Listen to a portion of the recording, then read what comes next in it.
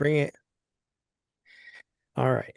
So the agenda has been covered through item number 4, and we started discussing item number 5, item A, which is financial services. The conversation up to this point has been really a presentation from Jake and Karen giving us some justification as to why we should consider another company besides Axiom Analytics to handle our business management contract. That group is the Vigil Group, who we once had a couple, 3 years ago. I think Martha and I may have been the only two uh, members on the board then who are still here today who worked with them back then. And I'll have to say, I did like the way they reported out. It was very easy to follow. I think her name was Jessica. Is that right? Jessica. Anyway, very easy to follow those reports. Justine, correct. So there you have it. I did make a motion, but let me restate that motion. I move to approve replacing Axiom Analytics with the Vigil Group to handle our business management functions. A second, please. I'll second. Thank you, Ms. Heather. All right. So the other thing we covered was Member Hamilton said he's had some concerns with some of the findings that we've had over the last 2 years with regards to material findings. And then he also brought up the need to go out for an RFP. But we did learn that between CES and ACES, the Vigil Group is listed there. So we are good with going with them without having to go through an RFP process. And then we asked about costs and how different it would be going from Axiom to Vigil Group. And it seems like the difference is not significant overall. So the purpose of going with Vigil Group is twofold. One is to transition away from Axiom and to get all of our business management books, if you will, into a more generally accepted software platform instead of the Axiom in-house proprietary platform, which most of the state, even non-charter school districts use. I can't remember the name of it. I had it pulled up earlier. It is called, The fund. say again? APTA fund? APTA fund. Yeah, APTA fund.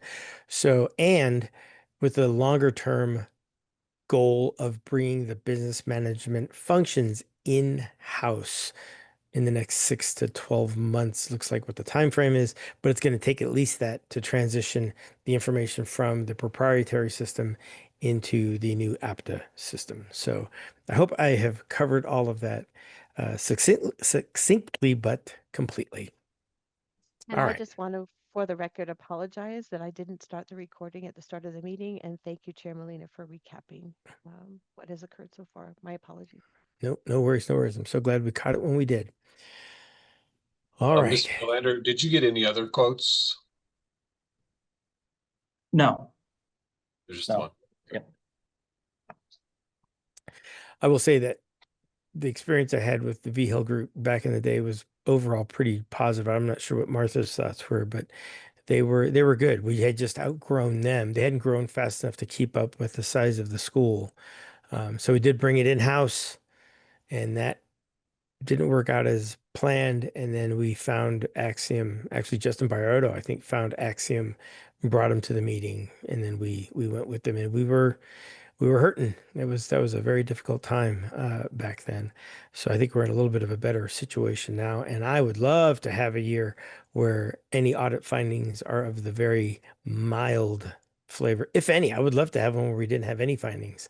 But yeah, those material findings were concerning for sure. So any further discussion, ladies and gentlemen?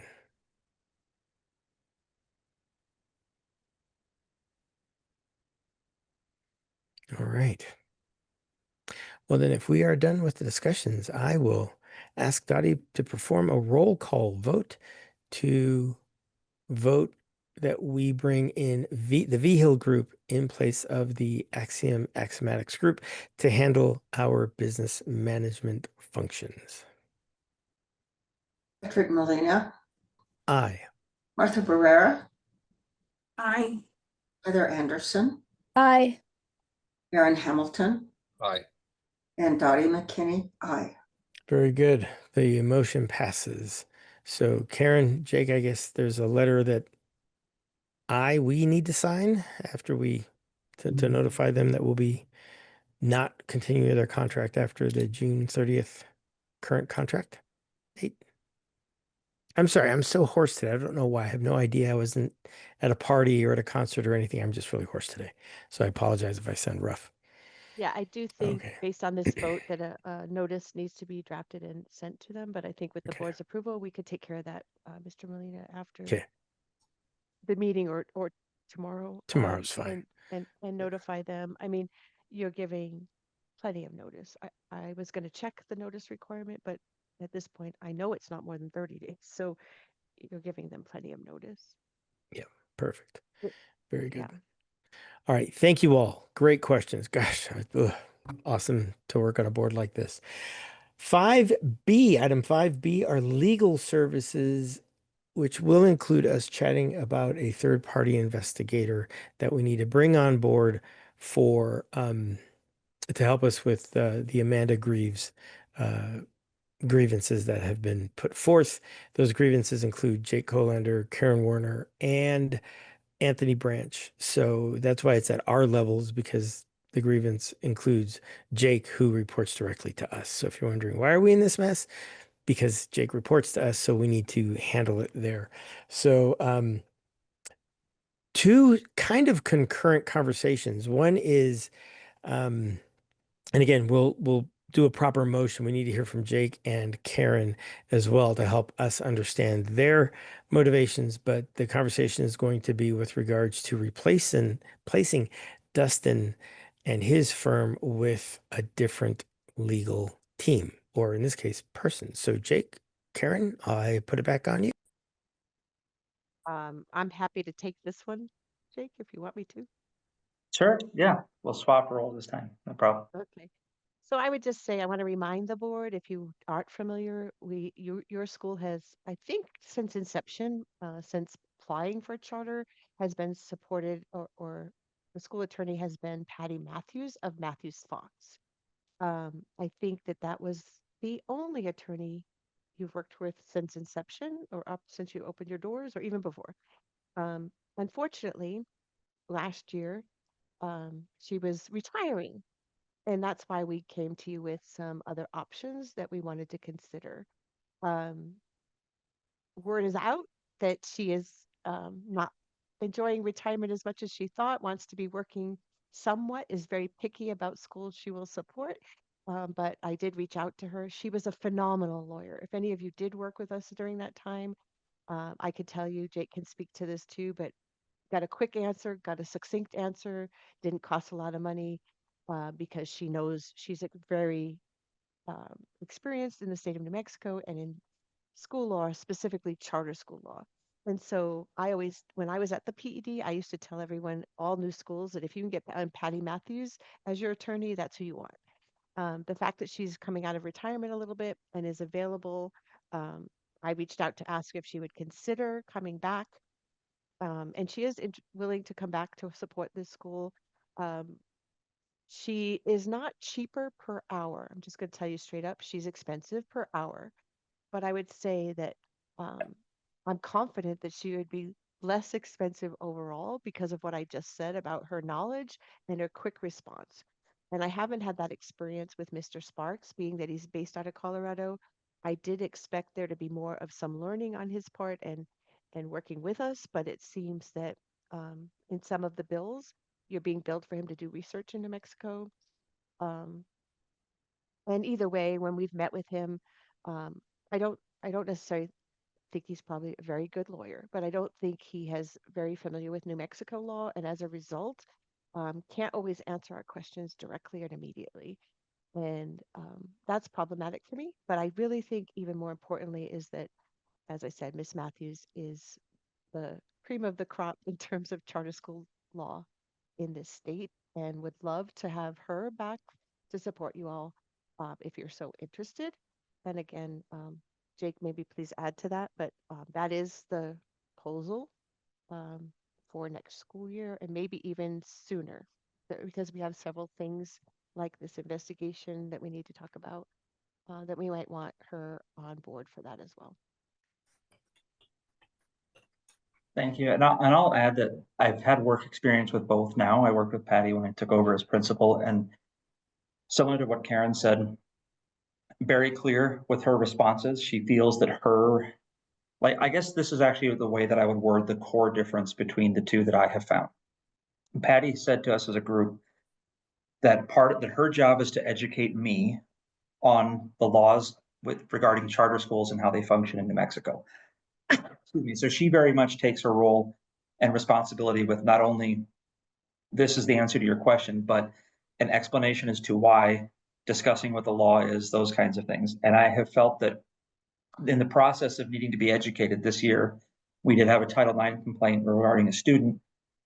And I was on a number of meetings and emails and phone calls where we never could get direct clarity as to how to conduct a formal Title IX investigation. And we were often finding I was told to follow one process. And in one meeting where I got a little bit heated with one of the attorneys that works with the Sparks law firm, as I said, I'm going to quote to you what Dustin told me to do. And I read it to her and said, and now you're telling me something different and we're beyond the process, et cetera, et cetera. So I have found that if the role is to educate school leadership to not only be our legal representation, but also help educate us on things so that we don't need to lean on them as much, that is Patty's ethos about approaching it.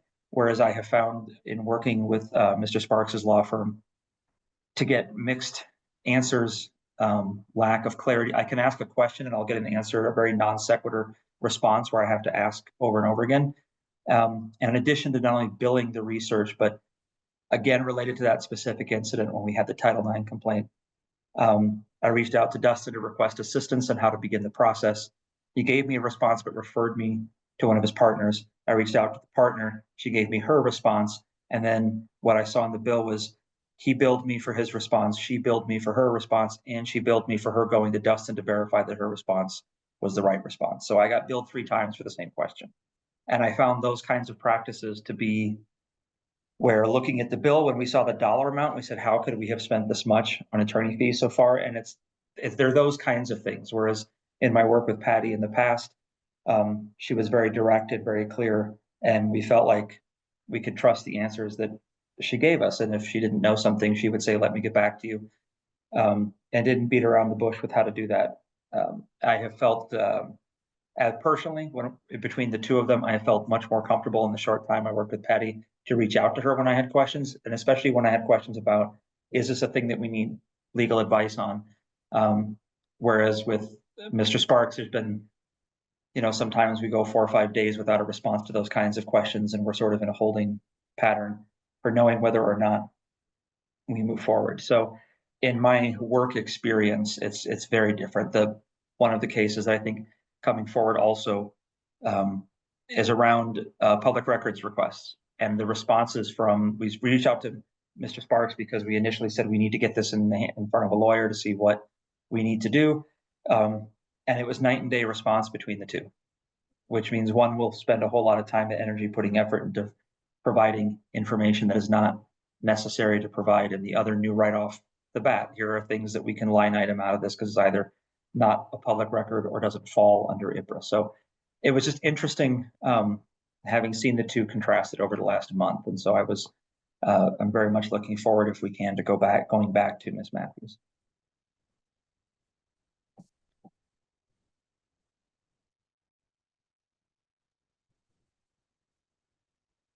I think this is the contract where it's 15 days notice.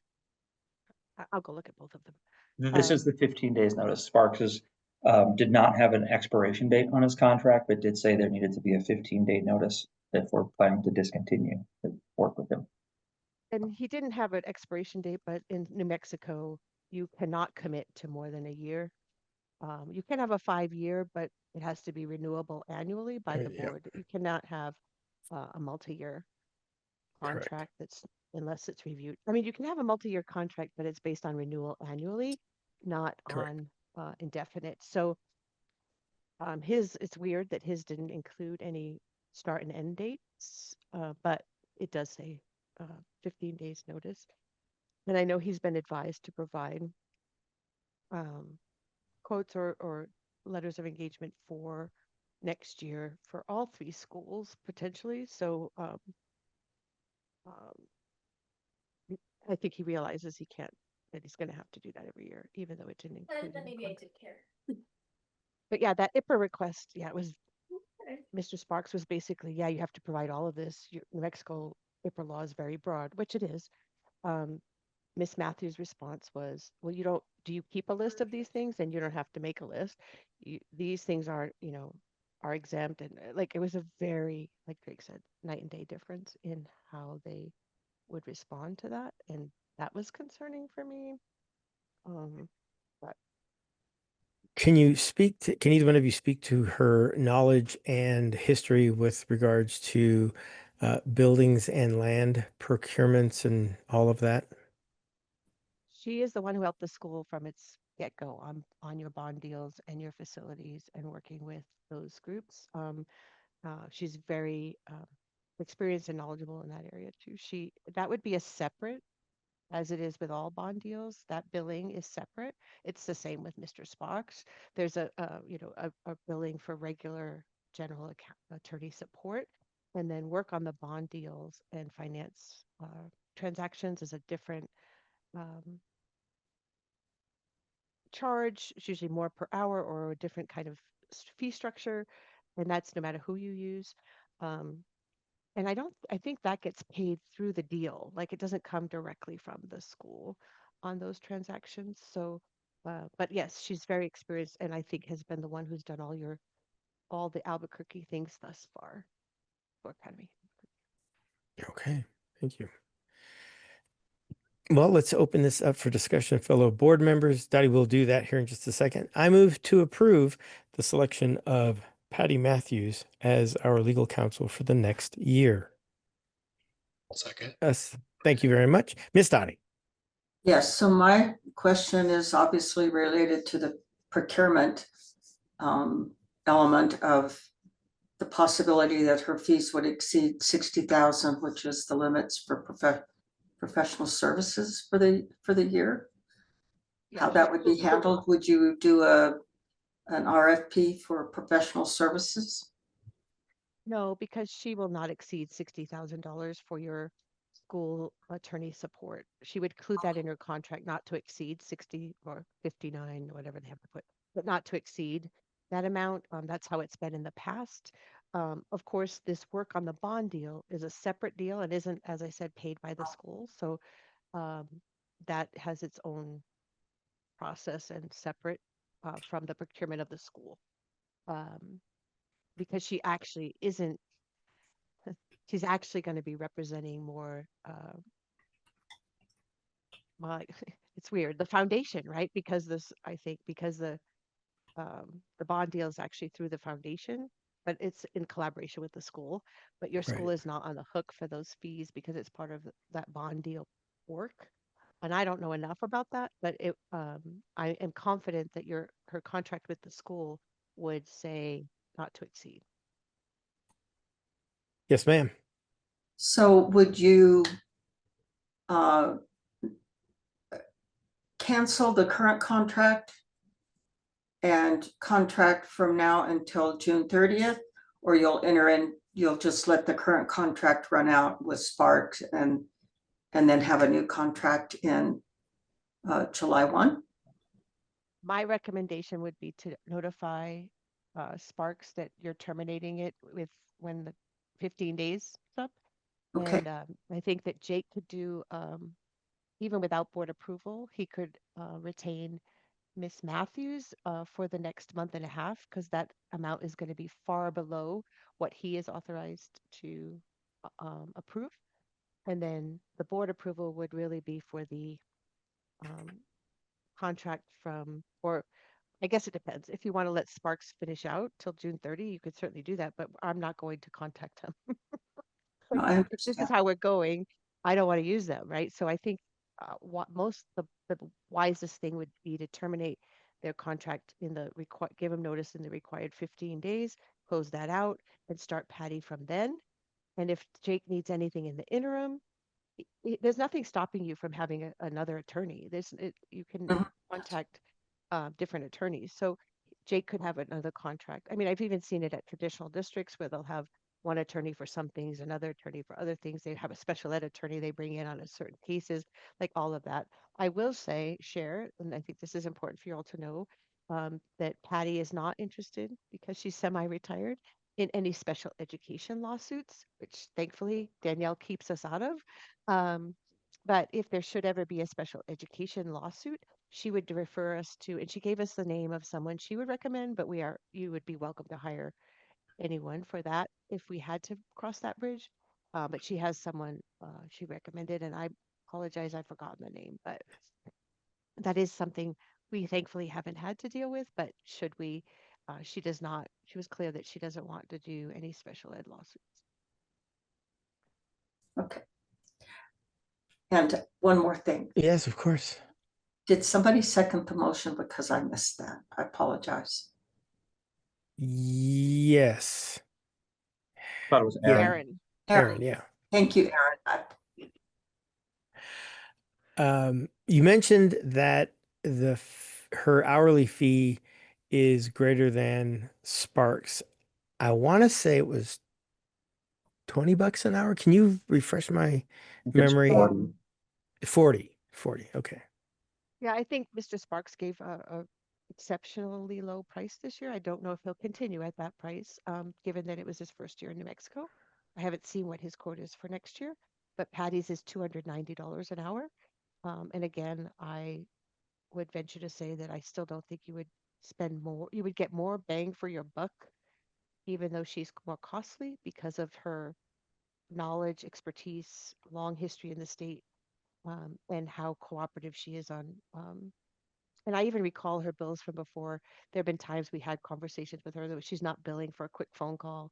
Not that she shouldn't. I mean, she certainly can, but she's very quick and very thorough. And I have learned a lot from her. In fact, some of the stuff I pass on to you all is stuff I learned from Miss Matthews, having worked with her with the schools in previous years. Like when I'm talking about like employment things and things like that. What little I know is from her. But um, anyway, so yes, more expensive per hour, but I don't think she ever charged the school. I don't know. I'd have to go back and look at all the bills, but um, I don't think we've ever exceeded $20,000 a year at the school, in not counting the real estate transaction. Right. Right. Okay. Any other discussion or questions, fellow board members? I had Yes, it. ma'am. I think they're quick questions. Karen, I just want to make sure I'm understanding you. Patty's hourly fee is $290. Is that changing from what it was before when when the board was using her? Is that higher? Is it, I imagine it is slightly just because of cost, but I think it is a little bit higher. I can go look and see if I can find the prior price, but I want to say 275 was her okay, quote, okay.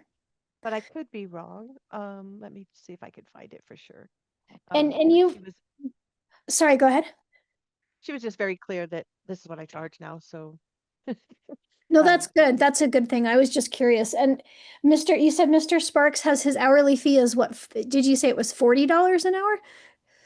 no, Did I missed that? It I sounded would really say the low. difference is Oh, 40. okay. That But I makes can more find that sense. one for sure. I believe it was 250 an hour is what I had seen. 150. Okay, that makes much more sense to me. It's 40 less than Patty. That makes it feel better too. Yeah, I What? heard 20 and I was like, wow. Yeah, that didn't make any sense. Yeah. Is Patty a solo practitioner? Does she have a law firm that she's rejoining that she was part of before? But before she had a firm that was her and Sue Fox, so Matthews Oh, okay. Fox, Okay. that closed and Miss Fox continued. Um, but I didn't, I think you might have gotten a quote from Miss Fox actually, but she's very different than Miss Matthews and not somebody that I highly recommend. Um, Good lawyer, but just good. Okay. Um, she, but now Patty has her own, I think she started her own sole practice because her email is like Matthews at Matthews LLC or something. Like, Okay. I know Okay. she started another of her own company, um, but it's separate. It's her, yeah, P Matthews LLC Okay. is her company now, but I think it's pretty much just her. So my last question is it possible, have you considered trying to get a contract with Patty before sending Mr. Sparks a termination notice so that there would be some, you could arrange the contract so it began on the date that his contract ended, but you would just, before you canceled his work, you make sure that you're covered with representation before canceling the other contract? Yeah. Excellent point, and I think Miss Matthews has agreed to that, Okay. if we are interested. Okay. So we had some exploratory work with her already, and I mean, I know she's already kind of looking at some of the real estate stuff and kind of doing some legwork to get to speed, but um, I'm confident that she's willing if you are willing. Okay. And yes, I think that's good advice, Heather, to make sure we have a start date that coincides Mhm. with the end date of the other Absolutely. or overlaps, whichever. But Well, very good. Well, this vote will lead us into the last portion of the legal services conversation, which is for the third party inspector. So, But yes, before you ma'am. go to that, Miss, Hmm. I just need to point out, because I believe, according to the contract, Mr. Sparks lowered his, I just want to be honest on the record, his fee this year has been 225 because he tried to, I think, bid lower than Sue Fox, who might have been at 250. So his fee is, for the record, it's 225 this year, and not 250. All right. I would expect that to increase year over year. That's a pretty generous rate.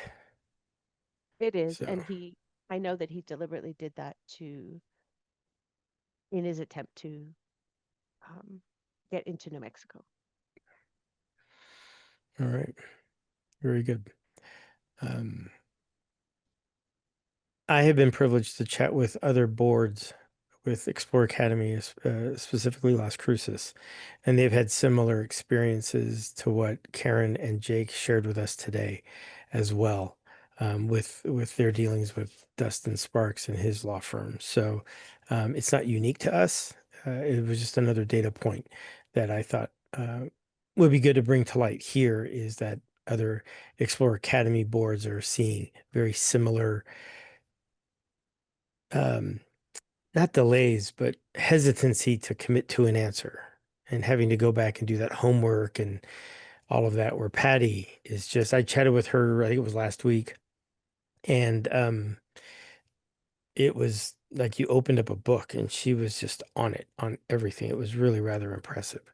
So that left an indelible mark on me on, oh, this is pretty nice. It really was a very lovely conversation. So Um, and I think her history, not only with Explore Academy, but with charter schools in New Mexico, is worth the premium that we would be paying. She was And involved before charter schools were actually, the law was passed here in New Mexico. And she, at one point, was the director of the charter schools division at PED. She's oh wow, quite experienced. so that's nice to have. Any further questions or discussion, fellow board members, before we go to a vote? Very good. Miss Dottie, would you please conduct a roll call vote to vote in the Patty Matthews LLC legal firm to replace the Dustin Sparks legal team that we currently have on contract? Thank you. Patrick Molina, Aye. Martha Pereira, Aye. Heather Anderson, Aye. Aaron Hamilton, Aaron Aye. Hamilton, Thank you. And Dottie McKinney, aye. All right, the motion passes. Thank you very much. And then the second part of the legal services piece is the need to hire a third-party investigator. I will make a motion and then we'll have a discussion. So I move to approve the hiring of Mr. Ira Balnick to be our third-party investigator for the grievances that have been, what's the word I'm looking for? Uh, Submitted to Explore Academy with regards to Jacob Colander, Karen Warner, and Anthony Branch. A second, please. I'll second. I'm sorry, Thank you, Heather. Miss Heather. Heather seconds that. So the reason the Patty Matthews vote needed to come before this is because Ira would be working in conjunction with Patty Matthews on the grievances that have been submitted by one of our outgoing teachers who presented last month. Amanda Greaves is her name. She's levied several complaints and grievances against Explore Academy, specifically Jay Colander, Karen Warner, and the principal, Anthony Branch. This is all stemming from the fact that Explore Academy has elected to not extend a new contract to Ms. Greaves for the next fiscal school year rather. Um, so that's the situation we're in right now. Jake, Karen, if you need to bring us up to speed further with regards to the hiring of Ira Bolnick, the floor is yours. Okay, I'll be happy to. I want to tell you that both Mr. Sparks and Miss Matthews have advised that you hire a third-party investigator. Also, if you hire it in conjunction with your lawyer, um, then the work that Mr. Bolnick would do would be covered by attorney-client work product, at least in terms of some of the details of what he reports, and then the final report would come from your lawyer. And I guess at this point that would be Miss Matthews. So Mr. Bolnick has done, he's a retired lawyer. He's done significant investigations like this. He was an employment lawyer, retired. He is the one that Patty and Sue used to recommend from Matthews Fox. Also was one that we used at Sport Academy Las Cruces used last year when they had a grievance against the head administrator to do the investigation. He's extremely thorough. He charges $150 an hour, and he's willing and able to do it. I advised him that I would be letting him know after this meeting and sending him at least the initial grievance as well as the grievance that Jake has already investigated that was just about Anthony. So that didn't come to the board because Mr. Colander could do that investigation for his principal. But now this is a new grievance. And I just want to also say that there have been many other complaints, but they're not at the level of a formal complaint. They're emails to us. So I know Mr. Molina just mentioned several. There are several. I think there's only two formal ones, one that Jake investigated and found not to be retaliation, and now this one that has to come to the board. But I'm getting proper requests from her and regular emails challenging things, which is just you know a complaint that's less formal. But want you to understand that she's not filing several grievances, although she may file more. I don't know. Um, and it is recommended that we use someone like this. So um, I don't have someone else to recommend for these investigations. I know that member Bernetta, Vice Chair Bernetta, had mentioned a current attorney who would may be willing to do these investigations. Um, we could entertain that if you wish, but I'm sure that I haven't reached out to her, but I'm sure she charges her standard attorney rate for that work. And I think that Mr. Bolnick comes highly recommended and seems reasonable.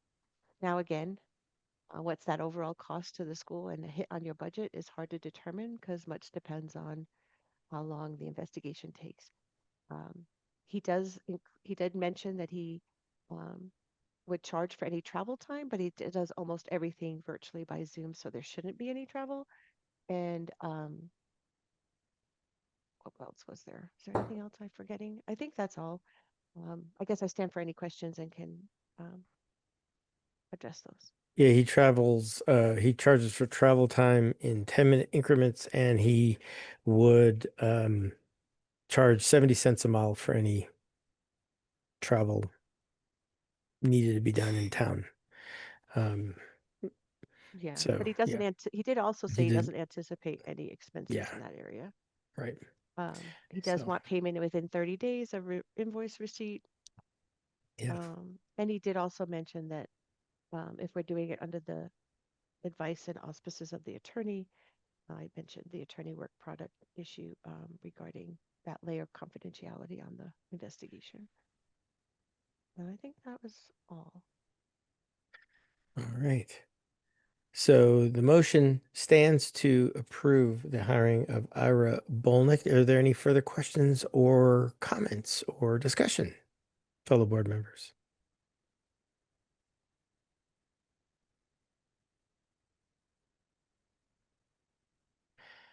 Very good. Ms. Dottie, would you please conduct a roll call vote to approve the hiring of Mr. Ira Bolnick to be our third-party investigator? Yes, sir. Patrick Molina, Aye. Martha Pereira, Aye. Heather Anderson, Aye. Aaron Hamilton, Aye. and Dottie McKinney, aye. Very good. Thank you all so very much. Without further ado, I'd like to move that the board enter into a closed session for the purpose of discussing the purpose, acquisition, or disposal of real property by the public body. We need a second, and then Miss Karen, you're going to send us a link. I'll second. Thank you. All right. Vote. Yes, roll call vote, Miss Dottie. Yes, sir. And can you give me the correct time? My computer is off a few I have minutes. 7:03. 7:03. Thank you. You're welcome. Patrick Molina, Aye. Martha Pereira, Aye. Heather Anderson, Aye. Aaron Hamilton, Aye. and Dottie McKinney, aye. Alrighty.